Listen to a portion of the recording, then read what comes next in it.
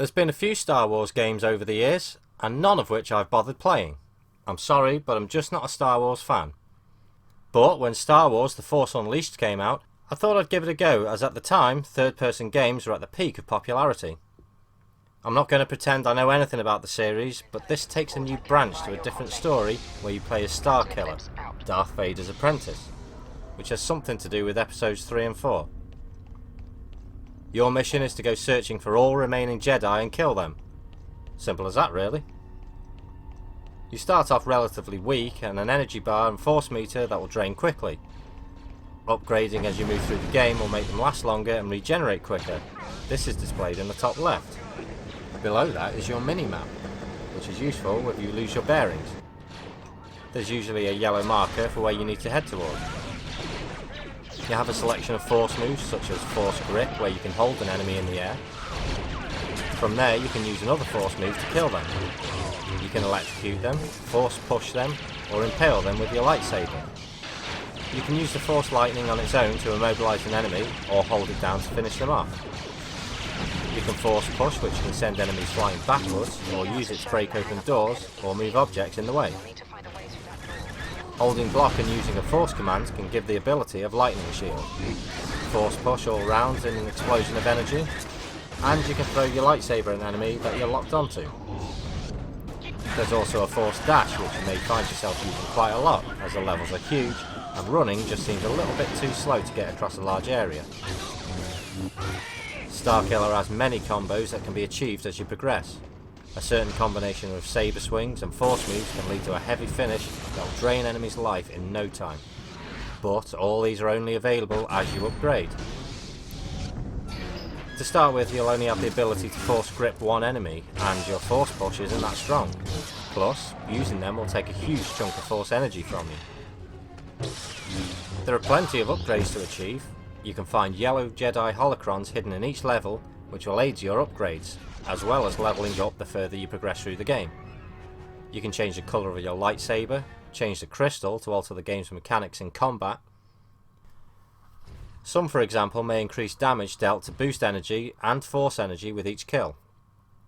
And you can boost your force powers and increase your life bar and force meter. You may have to use your initiative to get some of the holocrons, as they aren't always readily accessible. Here you need to lift the platform back to its original position in order to jump across. And scattered about the levels are the red Sith holocrons, which give you a temporary boost in various powers. These can come in handy when you're surrounded by stormtroopers. Controlling Starkiller is very easy, although combat becomes very stressful sometimes, as if you get hit, then you may end up facing the wrong way and start getting hit from the back. When you initially start the game, crowds of soldiers can overpower you and finish you off quick, especially the ones with Gatling guns. Killing them first, then going for the weaker ones is the best way of staying alive. Each enemy has a health bar above them, and it doesn't take much to wear them down. Once they are down, then you're rewarded with a health top up. But some stormtroopers and other minions aren't your biggest problem. You have to take down ships and attack walkers, and in all boss battles it will end with a QTE event. And it doesn't matter if your reactions aren't that quick, as it'll just replay the scene again so you can get it right. However, you'll lose energy each time you get hit, so too many misses will be fatal.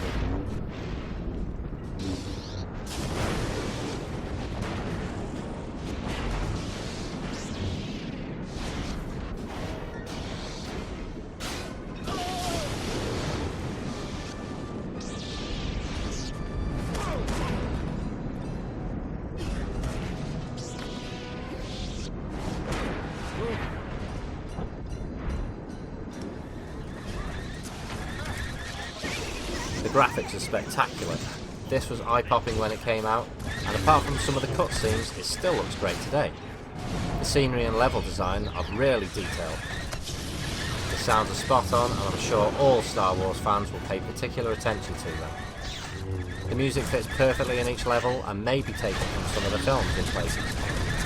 The combat is great and plenty of combos to learn, but once you are fully upgraded, then you'll probably use your force powers mainly, as your meters will refill almost instantly. With the Sith edition here, you get 3 new missions where you get to fight some classic characters. This was also available as a DLC on the first edition. I can't really fault this game that much. There are a few niggles in places, but it didn't really affect the overall experience. It's still a great game to play today, and speaking as someone who has no interest in Star Wars, I recommend it to anyone who is the same. It's a lot of fun, and there's plenty of incentive to replay it.